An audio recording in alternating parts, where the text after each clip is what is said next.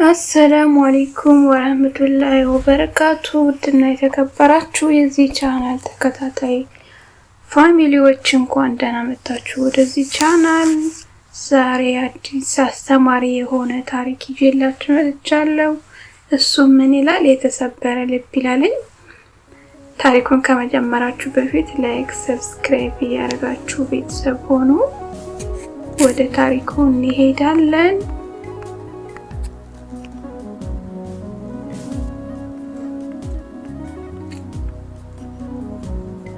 በአንድ ወቅት ባል ጠዋት ተነስቶ ወደ ስራው ሊሄድ እየተሰናዳ ባል ሚስት ትመጣና ውዴ ሆይ ምን ነው ፊትህ ላይ ጥሩ ስሜት አይታየኝም?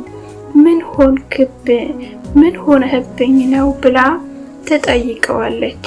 ባልም እንጃልኝ ማሬ ዛሬ ሌሊቱን ሙሉ ሲያቃዠኝ እንቅልፍ ባይኔ ሳይዞር ነው ያደረ ድሮ ልጅ እያለው እናቴ በመኪና አደጋ ከመሞቷ አንድ ቀን በፊት ልክ እንደ ዛሬው ሌሊት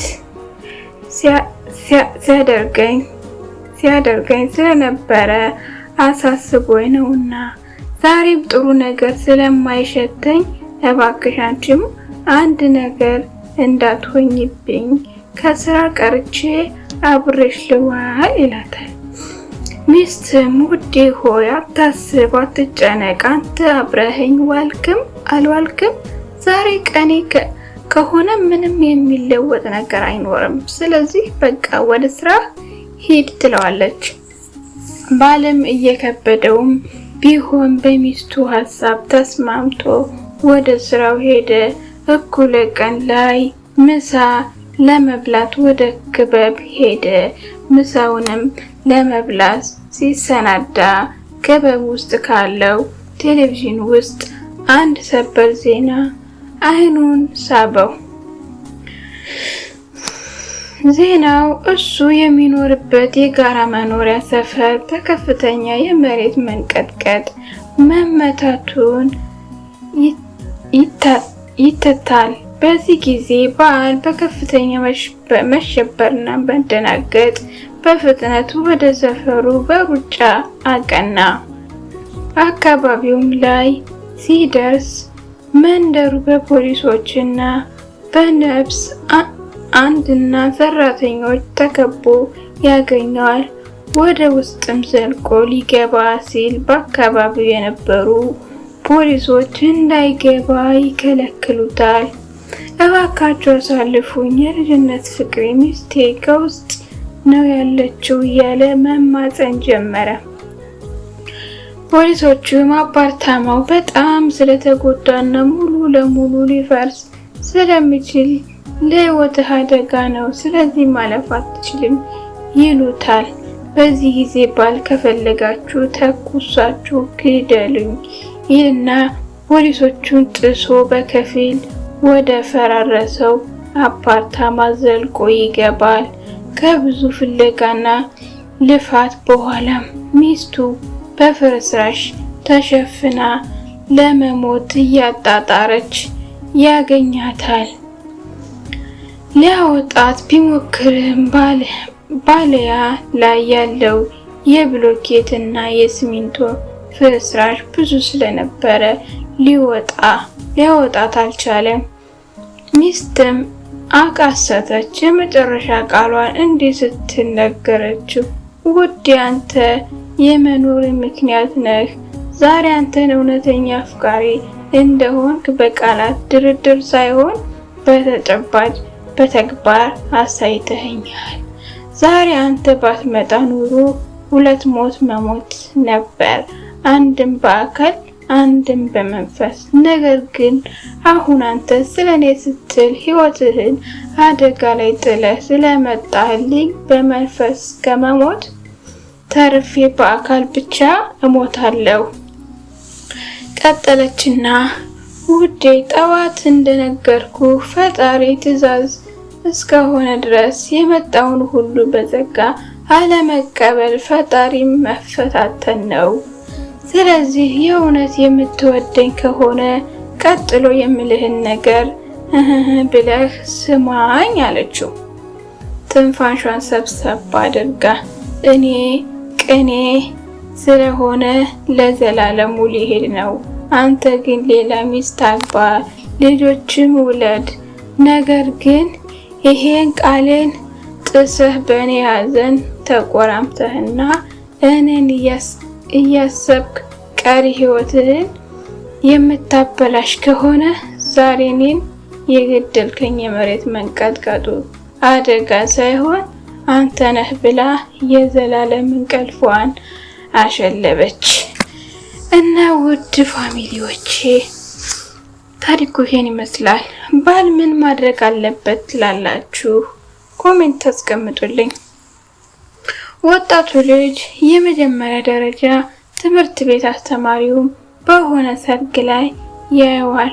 ሮጦ ሄዶ በትህትና በአድናቆት ሰላም ካለው በኋላ አስታወስከኝ አለው። አስተማሪውም ግራ በመጋባት ውስጥ ሆኖ ይቅርታ አላስታወስኩህም፣ እንዴት እንደተዋወቅን ልትነግረኝ ትችላለህ? በማለት መለሰለት። ወጣቱ ልጅ እንዲህ እያለ ተረከለት። 3ኛ ክፍል እያለን ያንተ ተማሪ ነበርኩ። ታዲያ አንድ ቀን የክፍል ጓደኛዬን ቆንጆና ልዩ የሆነ የእጅ ሰዓቱን ሰርቄበት ነበር። እሱም እያለቀሰ ሄዶ የእጅ ሰዓቱ እንደተሰረቀበት ላንተ ይናገራል። አንተም መጥተህ ልትፈትሸኝ ሁላችንም ክፍል ውስጥ ያለንን ከፍ አድርገን ፊታችን ወደ ግድግዳ ዙረን እንድንቆም አዘዝከን ይለዋል። በዛን ጊዜ እኔ የፈተሻውን ውጤት እያሰብኩ በጣም ተረበሽኩኝ። በሚገባበት አጣሁ። አስበው፣ ሰዓቱ በእኔ ኪስ ውስጥ ተገኝቶ ሁሉም ተማሪ ሌባ እያለ ሲሰርበኝ ግቢ ውስጥ መጠቋቋሚያ ሲሆን ከትምህርት ቤት ተባረሬ ወላጅ አምጣ ስባልና ወላጆቼ ይህን አሳፋሪ ድርጊት ሲሰሙ በዚህ ጭንቀት ውስጥ ያለው የፍተሻው ተራ ደርሶ እጅግ ወደ ኪሴ ሲገባና ሰዓቱን ቀስ አድርገህ ከኪሴ ስታወጣ ተሰማኝ። በቃ መጥፎ ዜናውን ልንገርህ ነው። አለቀልኝ ብዬ ስጠባበቅ አንተ ግን ምንም ሳትል የመጨረሻው ልጅ ጋር እስክትደርስ ፍተሻውን ቀጠልክ። ፍተሻውም ሲያልቅ አይናችሁን ግለጡና ወደ ቦታችሁ ተመለሱ አልከን። እኔ ግን መልሰህ ታስቆመኛለህ ብዬ መቀመጡን ፈራሁ። በጣም የሚገርመው አንተ ሰዓቱን አውጥተህ ለባለቤቱ መለስክለት፣ ግን ከማን ኪስ ውስጥ እንዳገኘህና ማን እንደሰረቀበት ምንም አልተናገርክም ነበር። በትምህርት ቤት ቆይታም ምን እንደተፈጠረ ምንም አላውቀብኝም ነበር። አንተም ምንም ብለኸኝ አታውቅም። እኔ ግን ስሜንና ክብሬን እንዳደንክና ስብዕናዬ እንደጠበቅልኝ ዛሬም ድረስ አስታውስሃለሁ አለው። አንተም ይህን ታሪክ ቶሎ ትረሳለህ ብዬ አልገምትም። አሁንስ አስታወስከኝ አለው። አስተማሪውም በመገረም ውስጥ ሆኖ ትንሽ አስታውሳለሁ፣ በማን ኪስ ውስጥ እንዳገኘው ግን አላስታውስም። ምክንያቱም እኔም ስፈትሻችሁ የነበረው አይኔን ጨፍኜ ነበር አለው። ከልጆቹ ጋር ለምናገናኛቸው ነገሮች ሁሉ ጥበብ ያስፈልገናል። እንደ አስተማሪ፣ እንደ ወላጅ፣ እንደ መሪ፣ እንደ ጓደኛ ልጆች ልንረዳ ይገባል። ጥፋቶች ሁሉ በቅጣት አይታረሙም። የተሰበረ ልብ እና ውድ ተመልካቾች ታሪኩን ወዳችሁታል ብዬ አስባለሁ። ላይክ፣ ሼር፣ ሰብስክራይብ አድርጉልኝ። ስለምትከታተሉኝ ደግሞ ከልብ አመሰግናለሁ። ታሪኩ እንደቀጠለ ነው። ሰውየው ተራራ መውጣት እንጀራው ነው እና አንድ ሌሊት በተራሮች ከፍታ ላይ እያለ ከባድ ውልሽፍር ተነሳበት። ከዚህም የተነሳ ምንም ነገር ማየት አልቻለም። እንደሱ ግምት ከተራራው አናት በታች ጥቂት ጫማ ብቻ ቀረው። ተንሸራቶ በከፍተኛ ፍጥነት ወደቀ። ምንም እይታውም ነበረ በመረስበት የመሳብ አስከፊ ስሜት ብቻ ይሰማዋል። መውደቁን ቀጠለ እና በዚህ በታላቅ ፍርሃት ጊዜ ውስጥ እያሰበ የነበረው ሞት ምን ያህል ቅርብ እንደሆነ ብቻ ነበር። አየር ላይ ሳለ በድንገት ከወገብ ላይ የታሰረው ገመድ በጣም ሲጎትተው ተሰማው። ገመዱ ሰውነቱን በአየር ላይ አንጠለጠለው። ይሄን የወገቡን ገመድ አንቅ አርጎ ይዞ ፈጣሪ ሆይ እርዳኝ ብሎ ከመጮህ ሌላ አማራጭ አልነበረውም። በድንገት አንድ ጥልቅ ድምፅ ከሰማይ መጣ። ምን ላድርግልህ ሲል መለሰ። ፈጣሪ ሆይ አድነኝ። በእርግጥ ማዳን የምችል ይመስልሃል? በእርግጥ እኔ እንደምትችል አምናለሁ። ጥሩ፣ በወገብህ ላይ የታሰረውን ገመድ ቁረጥ። ዝምታ ሰፈነ። ቅጽበቱ አለፈ። እናም ሰውየው በሙሉ ኃይሉ ገመዱን ለመያዝ ወሰነ። በነጋታው ጓደኞቹ የጠፋባቸው የንፋስ አንድን የቡድን አባላት ባልደረባቸውን ፍለጋ ተራራውን እያካለሉ ነበር። በቀጣዩ ቀን ተራራው ላይ ሞቶ የቀዘቀዘ አስከሬን ገመድ ላይ ተንጠልጥሎ አንጀቱ ገመዱን አጠበቀው። እንደያዙት ከመሬት በአንድ ጫማ ከፍታ ላይ ብቻ ሆኖ ተመለከቱ እና እነሱም ጓደኞቹ ገመዱን ቢለቀው ኖሮ በሰላም መሬት ላይ ያርፍ እንደነበረ ሲያዩ እጅግ አዘኑ። እኛስ ገመዶቻችን ጋር ምን ያህል ተጣብቀናል? ገመዶቻችን ልንለቃቸው ዝግጁ ነን? በፈጣሪያችን ሙሉ እምነት አለን ይላለኝ። ከዚህ ታሪክ ምን ተረዳችሁ? ወደ ክፍል 4 ስወስዳችሁ አንድ አባት ሴት ልጁን አሁን ተመረቀሽ፣ ይህን መኪና ከጥቂት ጊዜ በፊት ለአንቺ የገዛሁት ነው። ጥቂት ዓመታትን ያስቆጠረ ነው፣ ግን ከመስጠቴ በፊት በከተማው ውስጥ ላለ መኪና ሻጮች ውሰጂና ሽጪው፣ ምን ያህል እንደሚያቀርብልሽ ተመልከች። ልጅቷም ወደ አባቷ ተመልሳ በጣም ያረጀ ስለሚመስል 1000 ዩሮ አቀርበዋለሁ አለችው። አባትየው ወደ ሁለተኛ የመኪና ሻጭ ጋር ወሰጂው። ልጅቷም ወደ አባት ተመልሳ የፓውን ሱቅ 100 ዩሮ አቅርበዋል፣ ምክንያቱም መኪናው በጣም ያረጀ መኪና ስለሆነ እንደገና ለመንዳት ብዙ ነዋይ ማፍሰስ ያስፈልጋል አሉኝ።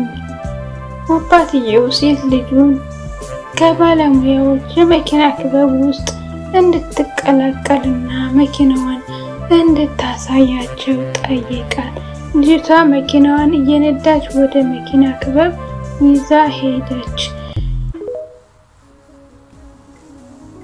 ከክበቡ ስትመለስ አባቷን እንዲህ አለችው። በክለቡ ውስጥ ያሉ አንዳንድ ሰዎች 100 ሺህ ዩሮ ሰጡት፣ ምክንያቱም መኪናው በጥሩ ሁኔታ ላይ ያለ ትልቅ አቅም ያለውና ለማግኘት በጣም አስቸጋሪ የሆነ መኪና ነው አሉኝ አለችው። ከዚያም አባትየው በትክክለኛው ቦታ ላይ ካልሆንሽ ምንም ዋጋ እንደሌለሽ ልንገርሽ ፈልጌ ነበር። አድናቆት ከሌለዎት አይናደዱ። ይህ ማለት በተሳሳተ ቦታ ላይ ነዎት ማለት ነው። ዋጋ ማንም በማይመለከትበት ቦታ አትቆይ ይላል። ቦታ ከማይሰጣችሁ ሰው አትናደዱ ማለት ነው። በመጨረሻ አንድ የፍቅር ታሪክ ላስደምጣችሁ። ፈተና ይላል። ክፍል 1 አጠር ያለ ፍቅር ታሪክ። ቅድስት እባላለሁ። አሳዛኝ የፍቅር ታሪኬን ላጫውታችሁ ወደድኩኝ። እኔ የምኖረው ከእናቴና ከታናሽ ወንድሞቼ ጋር ነው። ታዲያ ገና የ10ኛ ክፍል አጠናቅቄ ውጤት ቀርቶብኝ የግል መማር እያቀድኩ ሳለ ጎረቤታችን እስያስ የሚሰራበት የግል ድርጅት ውስጥ ሰዓት ተቆጣጣሪ እንደሚፈልጉ ሰማሁ።